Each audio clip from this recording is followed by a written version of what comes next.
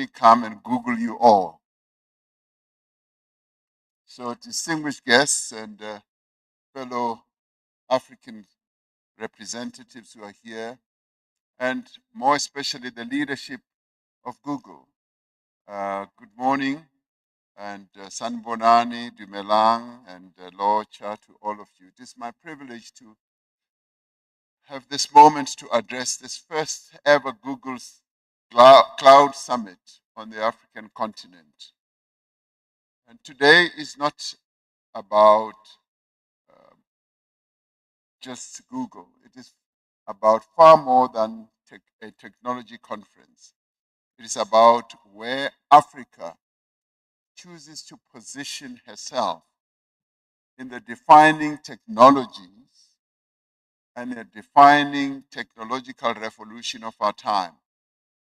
Every great economic transformation has essentially been powered by new infrastructure, new innovations, as well as by new ways of doing things. Railways powered the Industrial Revolution.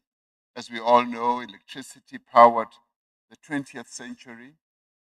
Cloud computing and artificial intelligence will power the new economies of the 21st century.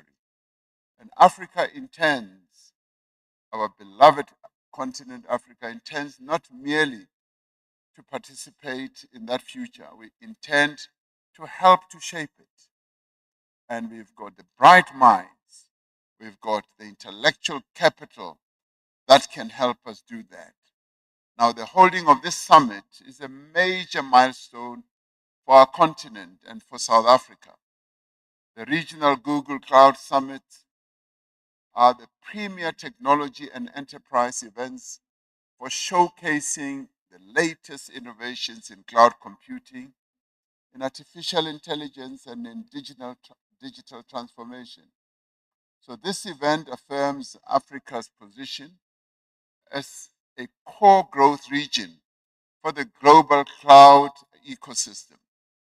This is so because Africa is no longer simply adopting technologies developed elsewhere. We are becoming a place where new digital solutions should be imagined, are being tested, and should be scaled up and are being scaled up. A substantial part of the projected global cloud value sits in Africa, where the demand for cloud is growing, cloud solutions is growing by leaps and bounds, and the scalable AI is also growing exponentially. A 2024 McKinsey report found that cloud adoption in major African businesses was easily on par with, and in some instances even ahead of, adoption rates in North America and in China. So South Africa and Google are a perfect match. South Africa combines world-class financial markets, sophisticated legal institutions, deep engineering capability, globally respected universities, and a growing innovation system or ecosystem. These are precisely the ingredients that are required for a growing and a thriving AI economy.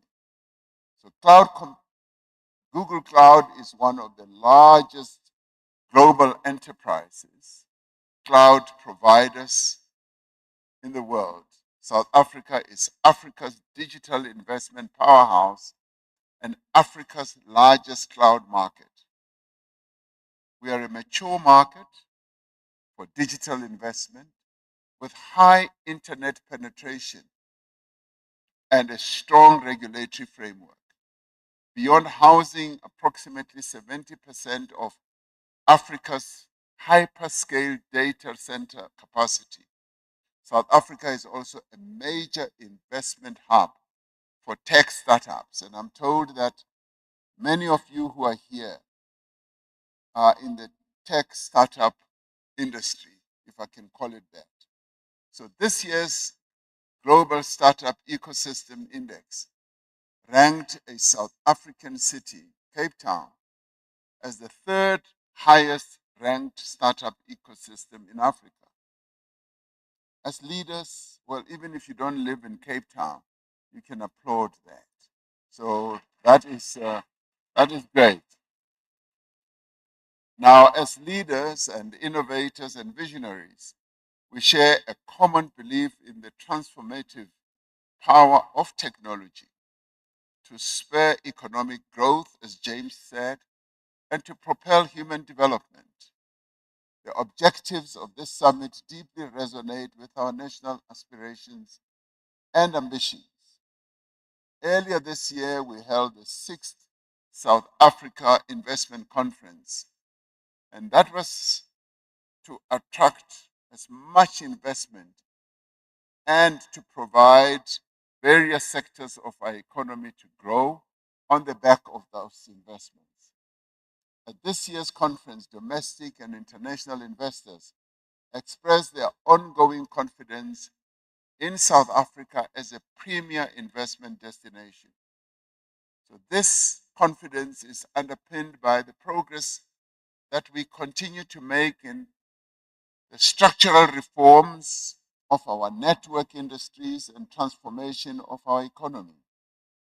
A critical part of the structural reforms being coordinated through Operation Vulindlela, which is in the presidency.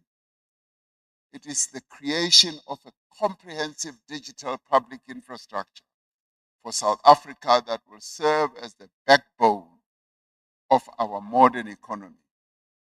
Secure, interoperable digital systems will support digitization across the public as well as the private sector, and it will also foster financial inclusion and scale up the delivery of public services. And the financial inclusion part is quite important. And James, I saw that at Google, you're not only responsible for research and labs and technology, but also for society. Now, this is where I focus attention on as I focus on technology, on society and how we include people in our country and indeed on our continent, to include them in financial services, in technological absorption, and now in AI. And that should be the focus that all of us have. Now, a key strategic priority of our government is inclusive growth as well as job creation. And we have been clear on the role of a robust digital infrastructure and what role it should play in achieving this goal. We are greatly encouraged that Google shares this view. And so in this regard, we are well aligned. This investment, the investment announcements that will be made at this summit are a vote of confidence in our economic trajectory. James has already given me an insight on some of the things that Google is going to announce this morning. I'm quite excited, and much as I may not or will not be here, this is something that enables and encourages us to partner even much more strongly with Google. Now, these announcements will catalyze job creation, they'll support the growth of small and medium enterprises, and above all, enhance our global competitiveness. Cloud and AI are reshaping the landscape globally at a pace that is unprecedented in human history. Now, as South Africa, we stand ready to harness these shifts to transform our economy and society. And earlier, Strive Masiyiwa was saying to me, and he's a front runner in many of these, and he was saying, Mr. President, we on the African continent must take this great leap, must take this advantage of what the digital technological advancement is actually holding out for us. AI is not simply another technological innovation. It is a general purpose technology comparable, as I said earlier, to electricity, the internet, and the steam engine. It will reshape every industry, every profession, and every aspect of public life. And we can already see it. Countries that prepare today will define the prosperity of tomorrow. Now, these shifts present a key strategic opportunity for African countries to accelerate their technological evolution and to embrace the digital infrastructure of the 21st century in an entirely new way as well.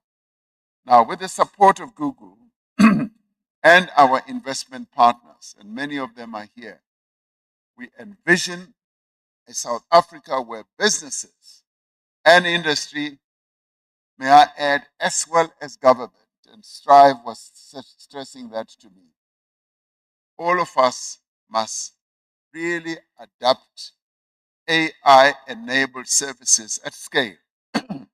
And we should do so much more rapidly and at a lower cost than we would have been able to do so through the legacy IT infrastructure.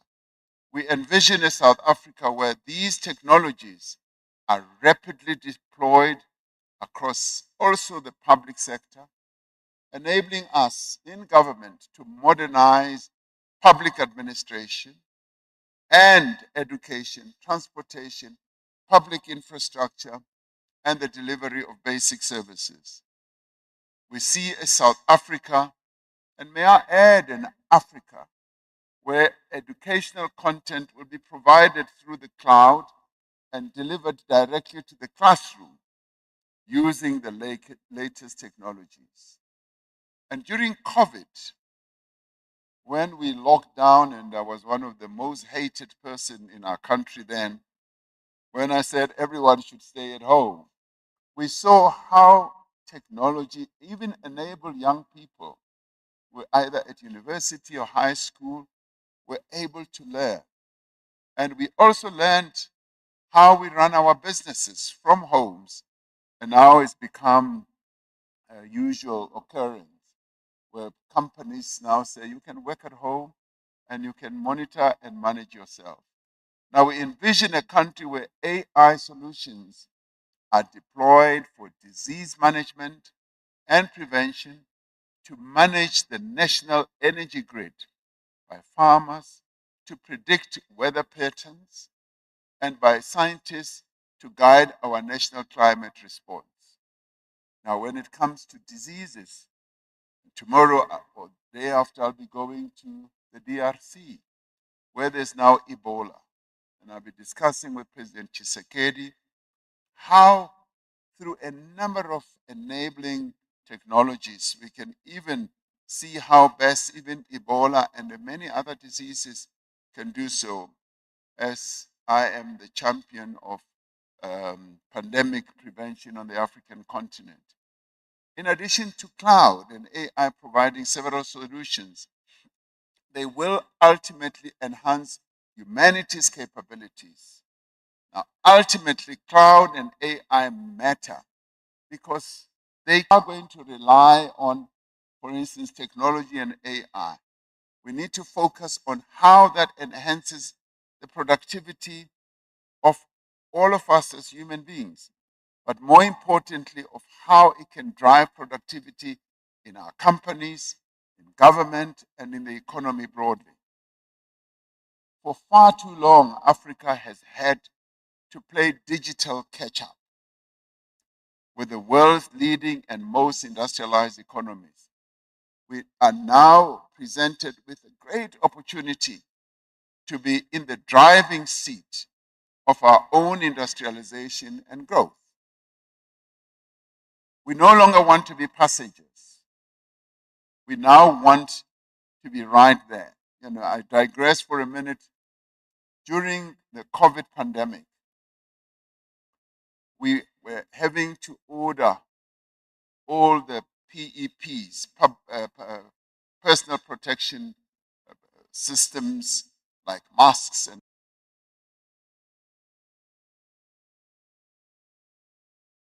all that, and working together with Strive. And he's guilty for many things. I'll mention him once again for another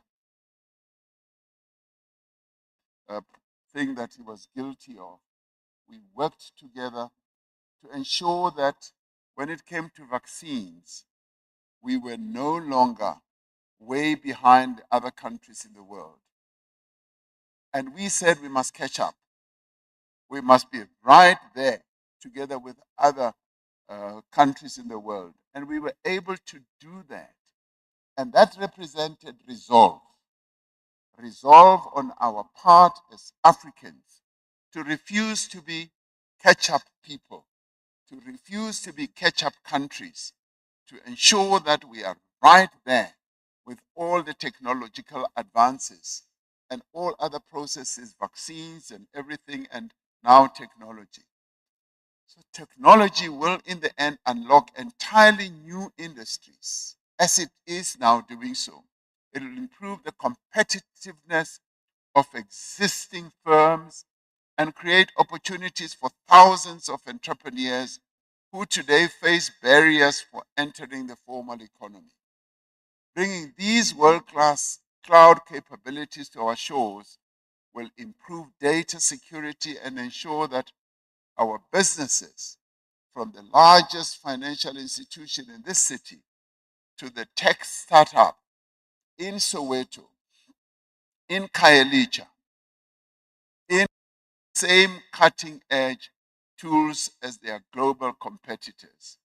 Yes, we want it on our African continent as well, in all our countries on the continent. This will enable us to build a digital economy that serves all our people. Policy agility and responsiveness, therefore, is a priority. So that now points at us as government. We are seeking to build a predictable, enabling regulatory environment that supports innovations and innovators, that safeguards the rights and the data of businesses as well as citizens, and that ensures that AI is both developed and deployed responsibly. Now, the expansion of our digital infrastructure brings to the fore important conversations that we should have even today at this summit about data sovereignty, about human rights, and the environmental footprint of our progress.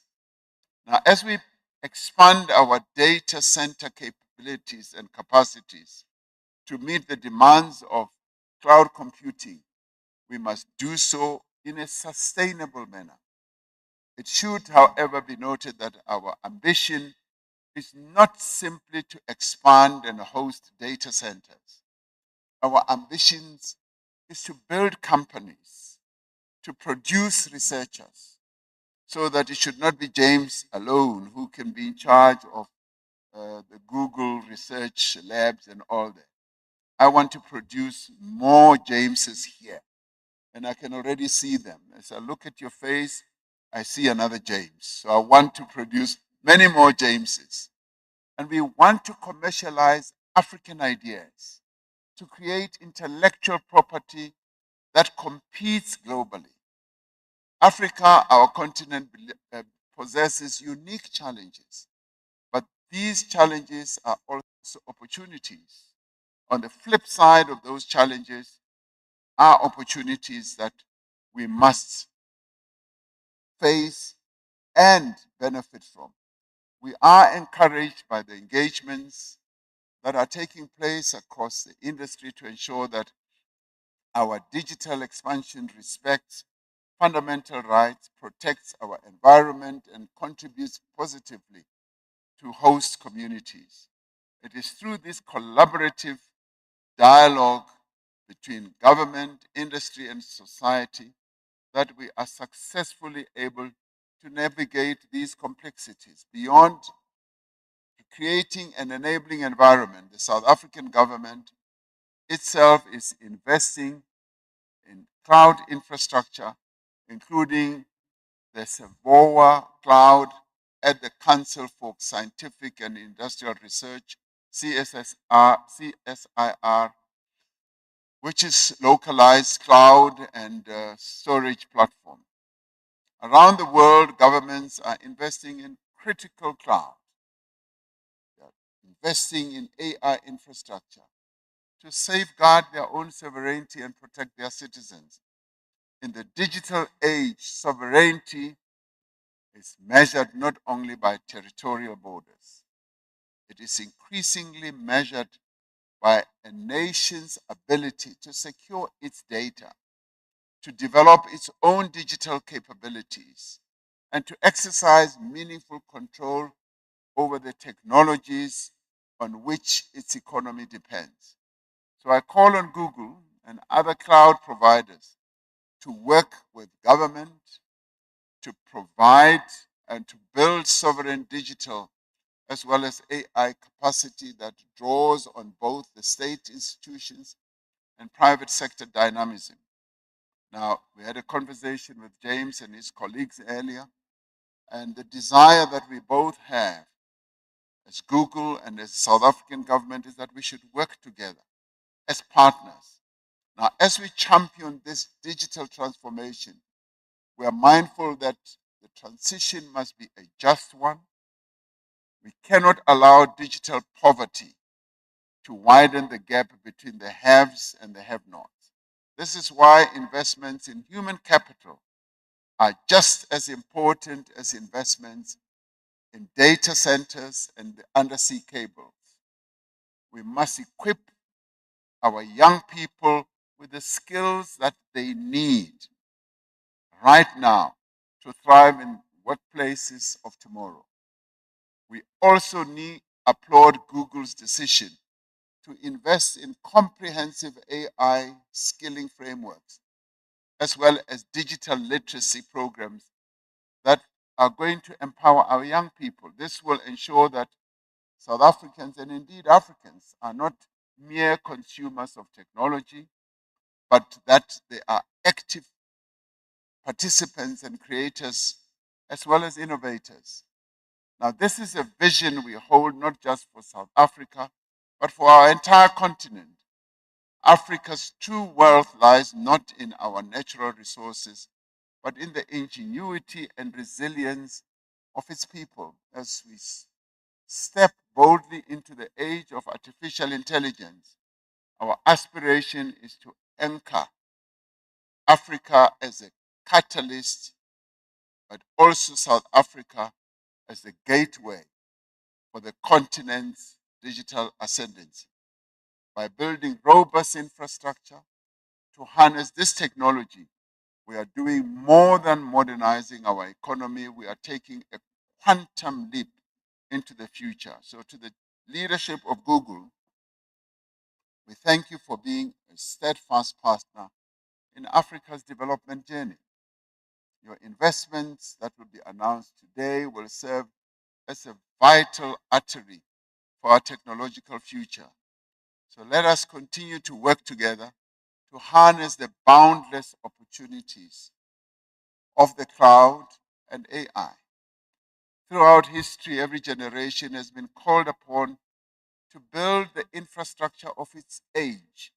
Our predecessors built roads, they built ports, dams, and power stations. Ours is the generation called upon to build the digital infrastructure that will power the African century. So let future generations say that when the opportunity came, Africa chose ambition over hesitation, innovation over imitation, and partnership over isolation. Together, we will ensure that the technologies shaping tomorrow are developed in ways that advance human dignity, human advancement, expand the opportunity, and improve the lives of all our people. That is the future we begin building today. Even at this summit, let us all ensure that in this new digital age, no person is left behind. And I'd like to end by saying no country on the African continent must be left behind. So let us continue to work together. And once again, thank you to the Google leadership for giving me this opportunity. And I look forward to working very closely with you, James, and all your other colleagues. Thank you very much.